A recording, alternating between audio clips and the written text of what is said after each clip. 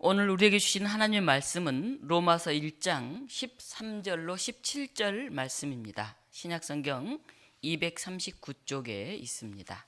제가 봉독하겠습니다. 형제들아, 내가 여러 번 너희에게 가고자 한 것을 너희가 모르기를 원하지 아니하노니 이는 너희 중에서도 다른 이방인 중에서와 같이 열매를 맺게 하려 함이로되 지금까지 길이 막혔도다. 헬라인이나 야만인이나 지혜 있는 자나 어리석은 자에게 다 내가 빚진 자라.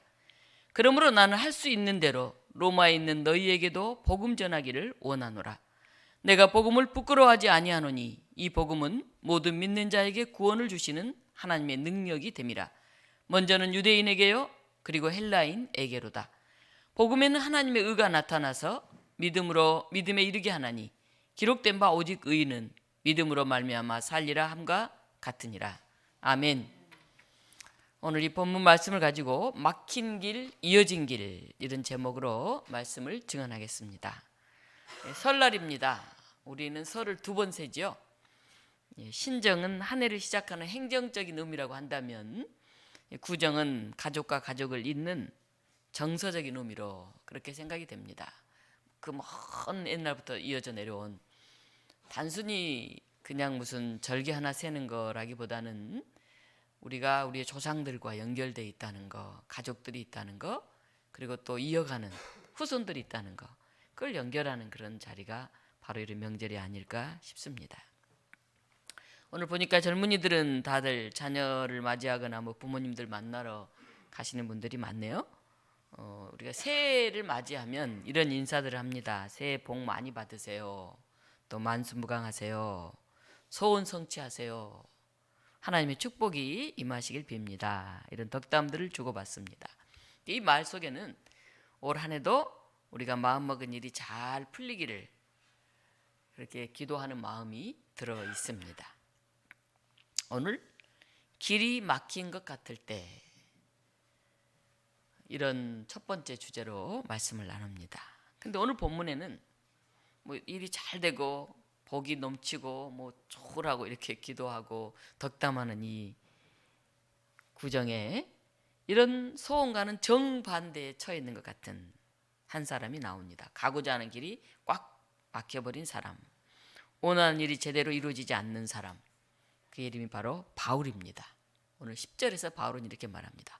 어떻게 하든지 이제 하나님의 뜻 안에서 너희에게로 나아갈 좋은 길 얻기를 구하노라. 로마의 바울은 너무너무 지금 가고 싶어 합니다.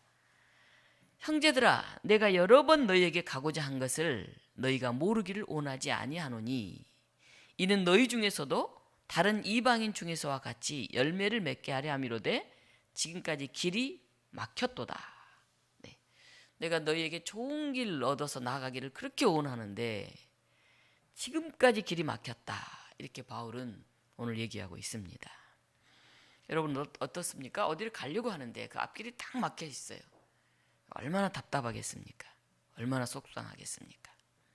아마 로마에 있는 교우들 중에 바울이 방문해 주기를 간절히 기다리는 사람들이 있었던 것 같습니다. 사실 로마 교회는 바울이 세운 교회는 아닙니다. 바울은 아직 로마에 간 적이 없어요. 근데 바울은 반드시 로마에 가겠다. 당시 제국의 수도였기도 하고 로마를 통해서 저기 땅끝 스페인 서바나라고 하죠. 서바나 거기를 이제 땅끝을 당시 생각했는데 거기까지 나아가고 했기 때문에 반드시 로마를 가겠다 이런 결심을 하고 있었는데 가지를 못했어요. 때로는 풍랑이 일어나 뱃길이 막힌 적도 있었고 때로는 전도하다가 갑자기 감옥에 갇힌 적도 있었고 어떤 이유로인지 간에 이 로마를 가지 못하고 있습니다. 우리도 어디를 향해서 가려고 하는데 목적지를 향해서 버스를 탔는데 길이 꽉 막힐 때가 있어요. 네, 또 자가용을 타고 가는데도 꼼짝을 안 할 때도 있어요. 특히 이런 명절에는 그런 일들이 많죠. 그러나 우리는 알죠. 지금 막혀 있지만 이게 풀릴 거야. 지금 정체되어 있는 거야. 못 간다 생각하지 않아요. 좀 기다리면 되겠지. 답답하죠. 길이 막혀 있으니까. 또 우리가 걸어가는 길도 막힐 때가 있어요. 그 이제 걸어갈 때는 좀 더 쉽잖아요. 이 길이 막혔으면 옆에 골목으로 이렇게 들어갈 수도 있고 차를 가지고 가면 이제 큰 길로만 가니까 더 힘들죠. 그래서 길은 막혀 있지만 결국은 간다. 그리고 때로는 돌아서도 갈 수 있다. 이걸 우리는 알고 있습니다. 오늘 우리가 로마서를 읽었는데요. 신약 성경 중에서 로마서는 신앙의 엑기스를 말하는 것 같은 굉장히 소중한 책이죠. 그래서 사람들이 로마서를 읽으면서 자기 신앙을 다시 정리하기도 하고 오랫동안 신앙생활 해왔던 사람들도 로마서를 또 읽으면서 도전을 받기도 했던 그런 책입니다. 그래서 형식주의, 관습적인 신앙 이런 걸 깨치고 회개하고 다시 변화했던 사람들이 로마서를 읽으면서 굉장한 도전을 받았다. 엄청난 충격을 받았다. 이런 얘기를 합니다. 위대한 우리 신앙의 선배들인 성 아우구스티누스라든지 마틴 루터라든지 존 웨슬레라든지 이런 사람들도 로마서를 통해서 깨달음을 얻었고 영적 갱신운동에 앞장섰습니다. 그런데 이 로마서에 놀라운 사실이 있습니다. 사도 바울이 자기 뜻대로 일이 풀려나가지 않기 때문에 이 책이 쓰여졌다는 거예요. 만약에 바울은 로마의 교우들에게 이 편지를 이렇게 써보내지 않고, 이게 편지잖아요, 로마서가. 직접 갔다면, 자기가 소원한 대로 이루어져서 로마 교회를 직접 방문했다면 굳이 이렇게 로마서를 남기지 않았을 것 같아요. 거기서 목회하고 선교하느라고 바빠서 이 로마서를 집필할 시간이 없었을지도 모르겠어요. 그래서 이 로마서, 우리에게 엄청난 도전을 두고 많은 개혁자들이 여기서 깨지고 하는 이 대단한 책이 오히려 바울이 로마를 가지 못하게 길이 막혔기 때문에 정말 하고 싶은 말이 많고 전해줄 게 많았는데 엑기스 같은 내용들을 모아서 편지를 써서 보내서 이 로마서가 이렇게 남아있구나 하는 것을 알 수가 있습니다. 하나님은 여러 번 바울이 나아가는 길을 막으셨습니다. 다메섹으로 예수 믿는 사람들 잡으러 갈 때도 그를 거꾸로 떨어가지고 바울이 가는 길의 목적을 바꿨죠. 또 세계사에서 바울은 유럽으로 가서 복음을 전하게 됐는데 이게 인류 문명을 바꾼 엄청난 사건이었습니다. 근데 바울이 유럽으로 간 것, 마게도니아로 간 것은 바울이 의도한 게 아니었어요. 우리 한번 2차 전도여행 지도를 하나 띄워주시겠습니까? 네. 저 안디옥에서부터 뭐 다소, 더베, 루스드라, 이고니온 또 다 저기 안디옥은 다른 안디옥이죠. 안디옥으로 해서 저 위에 드로아로 갑니다. 저기 보면 아시아라고 회색으로 보이잖아요. 바울은 사실 이 아시아, 소아시아를 말해요. 터키 중심. 지금 우리가 살고 있는 이쪽 아시아가 아니라 저 아시아 지역에 내가 전도해야 되겠다고 바울이 결심하고 2차 전도여행을 떠납니다. 그래서 이고니온에서 이제 저 아시아 쪽으로 내려가야 되는데 에베소 쪽, 에베소 주변에 우리가 잘 알고 있던 요한계시록 나오는 7개 교회가 있잖아요, 아시아에. 그 에베소 쪽으로 전도를 하러 가려고 지금 바울은 나서고 있어요. 그런데 그게 뜻대로 되지 않는 거예요. 사도행전 16장 6절에 보면 이렇게 나옵니다. 성령이 아시아에서 말씀을 전하지 못하게 하시거늘, 이렇게 나와요. 그래서 아시아에서 성령이 전하지 못하게 해서 이렇게 밑으로 내려가야 되는데 이고니온 안디옥에서 아시아 쪽으로 위로 이렇게 약간 올라가게 돼요. 갈라디아 쪽으로 올라가게 되죠.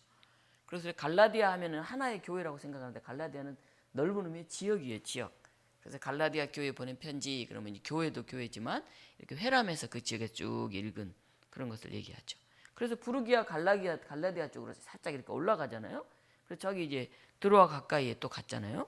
드로아 가기 전에 16장 7절에 또 이렇게 나와 있어요. 네, 무시아 앞에 이르러 비두니아로 가고자 합니다. 지금.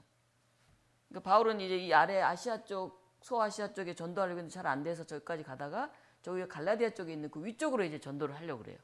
근데 그것도 또 길이 딱 막혀요. 그래서 드로아로 갔다가 어디로 가냐 하면은 저기 마게도니아로 갑니다. 지금 마게도니아, 당시 마게도니아 여기 유럽이죠, 유럽. 그러니까 바울이 원했던 대로 지금 전도를 못 하는 거예요. 소아시아 쪽으로 가려고 그랬는데 약간 위쪽으로 가게 되고 또 저쪽에서 갈라디아 쪽으로 가려고 그랬는데 또 이제 유럽 쪽으로 가게 되죠. 네. 8절, 9절, 16장 또 이렇게 나오죠. 무시아를 지나 드로아로 내려갔는데 밤에 환상에 마게도니아 사람이 와서 건너와서 우리를 도와주소서 이렇게 말합니다. 환상을 봐요. 그래서 바울이 유럽 전도를 하게 됩니다. 주로 이쪽 잘 알고 있는 빌립보라든지 뭐 데살로니카라든지 또 고린도까지 내려가서 쭉 이쪽 전도를 하게 되죠. 2차 전도 여행은 바울이 목적한 것과 전혀 다르게 이루어집니다. 그래서 바울은 에베소를 가야 되는데 계속 에베소를 가야 되는데 결국 이제 3차 전도 여행 때 겨우 에베소 지역에 가서 이제 오랫동안 전도를 하게 됐죠. 이사야 55장 6절입니다. 이는 내 생각이 너희의 생각과 다르며 내 길이 너희의 길과 다름이니라. 여호와의 말씀이니라.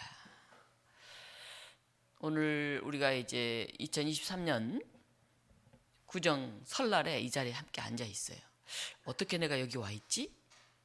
이런 생각을 하는 분도 계실 거예요. 우리 주미 집사님만 해도 저 김포에서 설날에 지금 여기 행천동에 와 있죠.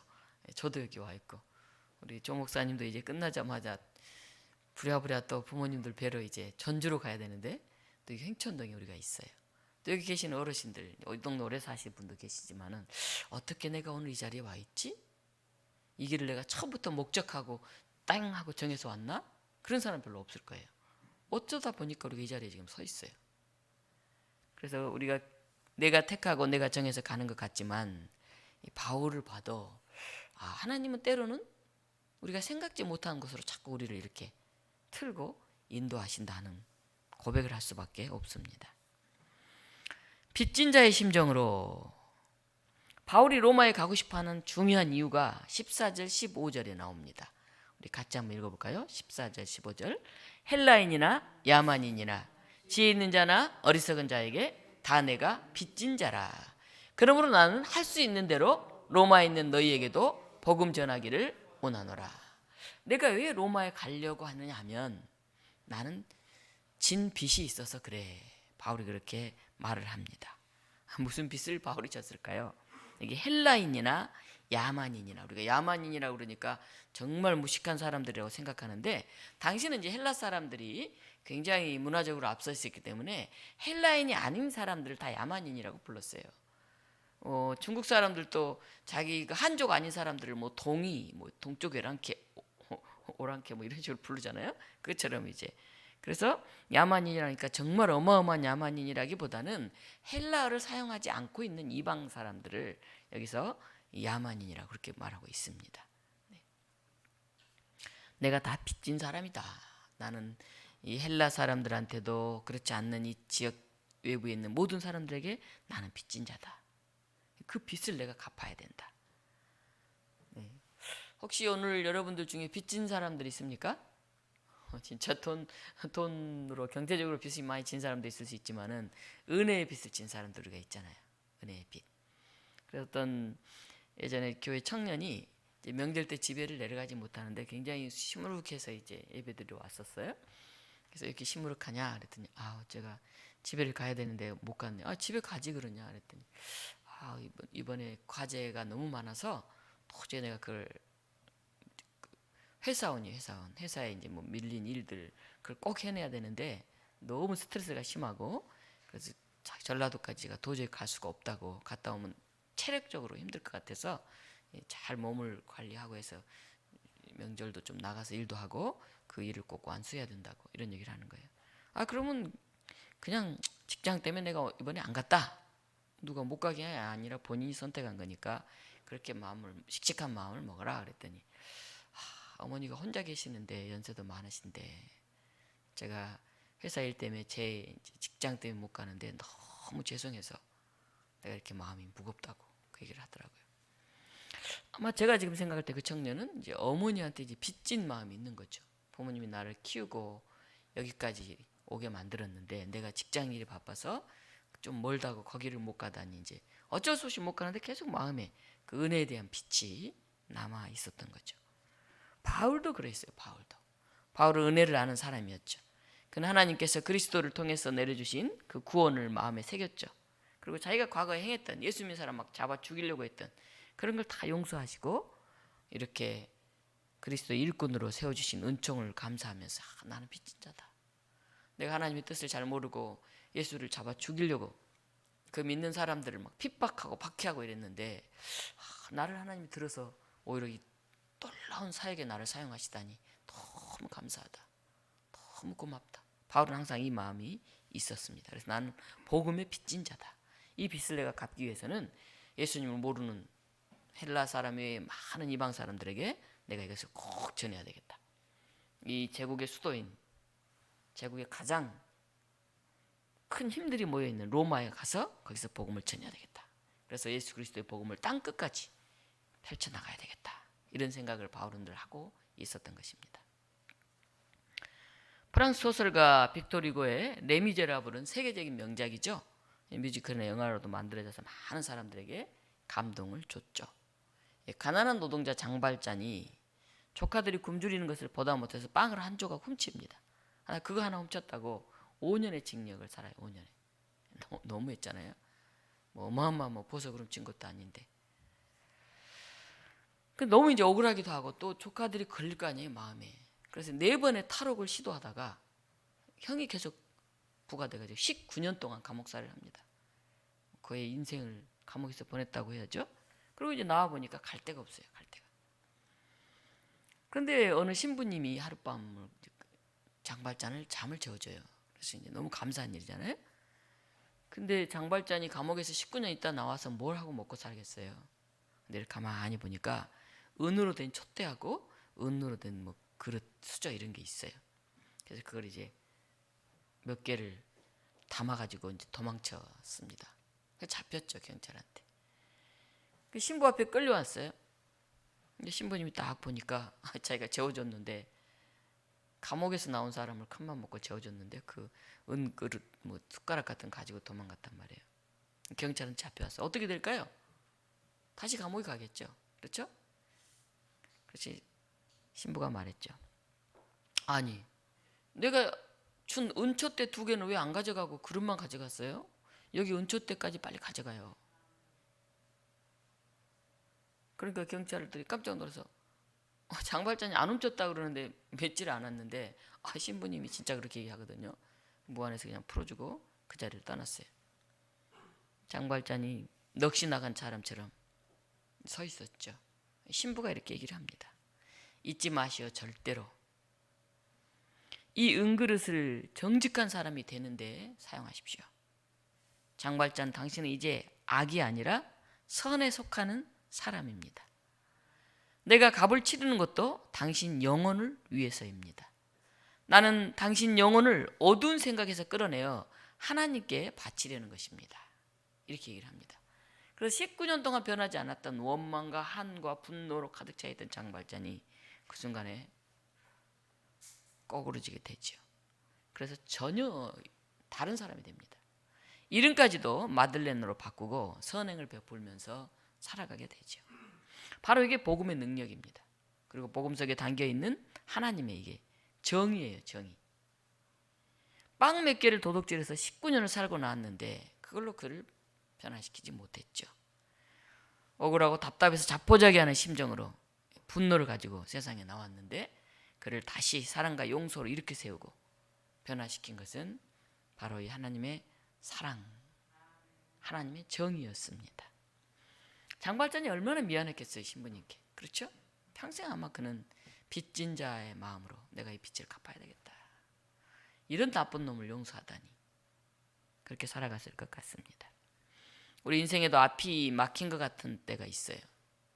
그래서 전진할 힘이, 지혜가 없다 이렇게 생각할 때가 있습니다. 그때마다 하나님은 능력과 은혜로 우리를 북돋아 주십니다. 그 은혜를 받은 사람은, 그 은혜의 감격을 가슴에 새기고 있는 사람은요, 불현듯 그게 훅 올라와서 그런 나눔의 삶들을 살아낼 수가 있습니다. 길이 막혔다고 생각될 때 여러분 바울을 기억하시기 바랍니다. 바울이 하나님의 뜻을 전하러, 예수 그리스도를 전하러 가는데도 이쪽으로 가려면 막히고 저쪽으로 가려면 막히고 생각하지 않는 데를 또 넘어가야 하고 또 로마에 가려고 하는데 또 이렇게 저렇게 막히고. 바울이 고백하잖아요. 헬라인이나 야만인이나 지혜 있는 자나 어리석은 자에게 다 내가 빚진 자라. 그러면 나는 할 수 있는 대로 로마에 있는 너희에게도 복음 전하기를 원하노라. 사실 인간은 어디서 와서 어디로 가는지 우리가 온전히 잘 알지 못하죠. 어찌 보면 진리를 완전히 알지 못하는 소경 같은 존재들이죠. 박사, 과학자라고 해서 인생의 목적과 방향을 다 아는 게 아니죠. 오히려 이들이 많이 안다고 배운다고 했다가 너 죽음 앞에서 어찌할 바를 모르고 두려워하는데, 오히려 예수님을 열심히 믿는 그런 권사님들이 죽음 앞에서 초연한 것을 봅니다. 나는 이제 하나님 나라에 갑니다. 드디어 이제 하나님을 나는 배울 수 있을 것 같아요. 이렇게 환한 얼굴로 죽음을 맞이하는 것을 봅니다. 세상의 지혜로는 하나님을 알 수가 없습니다. 우리 지식층이라고 해도 진리 앞에서는 소경인 사람들이 많습니다. 우리가 전도자의 담대함으로 그 은혜를 기억하면서 나 하나님의 빚진 자다. 내가 그 빚을 갚기 위해서 나는 로마로 간다. 이런 고백이 있었으면 좋겠습니다. 마지막으로 바울은 복음을 부끄러워하지 않고 자랑스러워했습니다. 자랑스럽게. 인간은 세 가지 측면에 이제 부끄러움을 느낀다고 하죠. 하나는 우치라고, 어리석은 데서 오는 부끄러움, 우치. 알지 못하면은 부끄러워. 누가 뭘 물어보는데 자기가 몰라요. 우리 중에 이제 옛날에는 공부를 잘 안 가르쳤잖아요, 여자들은. 그래서 이제 글을 모르는 사람들이 있어요. 자기 잘못은 아니죠. 근데 이제 그걸 드러날까봐 이제 좀 부담스러워하는 게 있잖아요. 또 학생이 공부하는데 물어봐요, 선생님. 잘 몰라. 그럼 괜히 이렇게 부끄러움을 느끼는 경우가 있잖아요. 모르면 물어서라도 우리가 알아가야 돼요. 부끄럽다고 알기를 포기해서는 안 돼요. 자기를 막 흉보고 이러지 않을 사람에게 가만히 물어보는 게 필요합니다. 두 번째는 외치가 있어요. 외치. 나타난 부족, 나타난 과오, 그걸 보고 부끄러움을 느끼는 거죠. 겉으로 드러난 실수, 잘못한 게 드러나잖아요. 부끄럽죠. 근데 요즘은 세상이 워낙 험해지다 보니까 겉으로 드러난 실수까지도 부끄러워하질 않아요. 아주 뻔뻔하게 안 했다 그래요. 거짓말을 막 하면서. 인면수심이라고 그러죠. 사람 얼굴을 하고 있지만은 그 마음은 짐승에 가깝다. 이런 사회가 굉장히 안타깝습니다. 마지막으로 부끄러움은 이 내치입니다. 내치. 자기 내면, 양심에 비추어서 스스로 부끄럽다고 생각하는 그런 사람이죠. 윤동주 시인의 시 중에 그런 말이 있잖아요. 바람에 있는 잎새에도 나는 부끄러워했다. 그 일제치하에서 자기가 공부를 하긴 하지만 온전히 나라의 독립을 위해서 뭔가 해내야 할 일을 하지 못하고 있으면서도 그냥 바람만 불어도 참 이 나라의 민족 앞에서 부끄럽다. 이렇게 살아가는 게 마냥 부끄럽다. 그렇게 생각을 했죠. 우리가 진짜 부끄럽게 여길 것은 제 역할을 못하고 있는 것, 양심대로 살지 못하는 것, 그 우리가 부끄러워해야죠. 오늘 16절에 바울이 내가 복음을 부끄러워 아니하노니 이렇게 나와 있어요. 근데 이것을 제대로 해석하면 이 앞에 왜냐하면이 생략되어 있어요. 왜냐하면 나는 로마에 있는 너희에게 복음 전파하기를 간절히 원한다. 왜냐하면 나는 복음을 부끄러워하지 않기 때문이다. 근데 부끄러워하지 않는다, 이건 좀 해석이 좀 잘못됐는데 완곡하게 해석했는데 사실 나는 복음을 자랑스러워하기 때문이다. 그 뜻이에요. 자랑스러워하기 때문이다. 복음이 너무 자랑스러우니까 로마에 있는 너희에게도 복음을 난 전하려고 한다 하는 뜻이죠. 사실 처음 사울이었을 때는 바울은 예수님을 부끄러워했어요. 수치스럽게 생각했어요. 야, 저런 목수의 아들, 저를 하나님의 아들이라고 믿는 사람이 있다니 정말 하나님을 부끄럽게 만드는 예수 아니냐. 저런 사람들 다 잡아 죽여야 돼. 그렇게 생각했습니다. 그래서 스데반 집사를 잡아 죽이는 일에 동참했었죠. 그 예수 믿는 사람 핍박하러 가다가 예수님을 만나고 바울은 눈을 번쩍 떴죠. 그래서 예수님을 부끄럽게 생각하던 것에서 예수님을 자랑스럽게 생각했죠. 인생이 바뀌었어요. 인생. 오늘 여기 계신 분들은 예수님을 자랑스러워하는 사람들이죠. 네. 그래서 여러분들이 인생이 바뀌었으면 좋겠습니다. 여러분 빚져본 적이 있습니까? 빚진 사람은 어떻습니까? 늘 이렇게 마음에 부채의식이 있잖아요. 갚아야 되는데 하는 마음이 있잖아요. 늘 부담이 있죠. 근데 바울은 복음의 빚을 지고 있어요. 복음의 빚. 뭐 돈 빚이 아니라. 야, 예수님께 받은 그 은혜. 내가 예수님 몰랐을 때 그 부끄러워했다가 예수님이 이렇게 자랑스러운데, 이렇게 나의 모든 것인데 이거 사람들한테 알려야지. 그 은혜 내가 갚아야지 하는 생각이 바울에게는 늘 있었습니다. 오늘 구정 명절인데요. 여러분들에게도 좀 빚진 자 된 그런 부채의식이 있었으면 좋겠어요. 하나는 사람들에게 부채의식이 있으면 좋겠어요. 우리 부모들에게, 또 잘 자라준 자녀들에게, 또 우리의 이웃들에게, 야, 내가 참 사랑을 더 베풀지 못했다, 참 죄송하다 하는 부채의식이 있었으면 좋겠습니다. 나아가서 예수 그리스도의 복음을 온전히 전하지 못한 이 신앙인으로서 하나님 앞에 참 내가 빚진 사람이다, 이런 우리 안에 고백이 있었으면 좋겠습니다. 2023년 우리는 때로 길이 없다, 막혔다 이렇게 답답해하는데 막힌 길은 없어요. 길은 이어져 있습니다. 잠깐 길을 잃었을 뿐이죠. 막힌 것 같으면 옆으로 돌아가고, 안 되면 한참 걸리더라도 넘어가고, 그래도 안 되면 다시 뒤로 백해서 가고, 그렇게 가면 돼요. 세상에 막힌 길은 없어요. 우리가 생각지 못한 길로 원하지 않는 방법으로 하나님은 우리를 부르셔서 놀라운 일을 이루어 가십니다. 오늘 우리가 서 있는 이곳에서 우리가 받은 은혜를 감사하면서 빚진 자 된 마음으로 복음을 기쁘고 자랑스럽게 전하는 그런 성도들이 되었으면 좋겠습니다. 기도하겠습니다. 하나님, 또 명절입니다. 우리의 부모님들, 우리의 손조들, 더 나아가서 믿음의 조상들, 우리를 이 땅에 보내신 하나님을 생각하면서 우리는 늘 그 은혜의 빚진 자들임을 고백합니다. 우리가 그 빚진 자들을 더 그 은혜를 나누기 위해서 애쓰게 하시고, 우리의 길이 막혔을 때, 앞이 답답할 때 슬퍼하거나 주저앉지 않도록 하나님이 우리를 통해서 또 다른 길로 인도하시고 더 놀라운 하나님의 역사를 이루어가고 계신다는 것을 우리가 깨닫게 하여 주시옵소서. 부모님을 찾아서 또 고향을 찾아서 떠난 이들이 있습니다. 우리 교우들 오고 가는 발걸음 인도하시고 축복해 주시옵소서. 가족들과 관계 속에서 갈등과 아픔이 있는 그런 가정들도 있습니다. 하나님, 돌아갈 수 있고 넘어갈 수 있고 옆으로 갈 수 있는 많은 길들이 있기에, 하나님의 손길이 있기에, 그럼에도 불구하고 감사하며 화해를 이루어가는 모든 우리 성도들 되게 하여 주시옵소서. 예수 그리스도 이름으로 감사하며 기도하옵나이다. 아멘.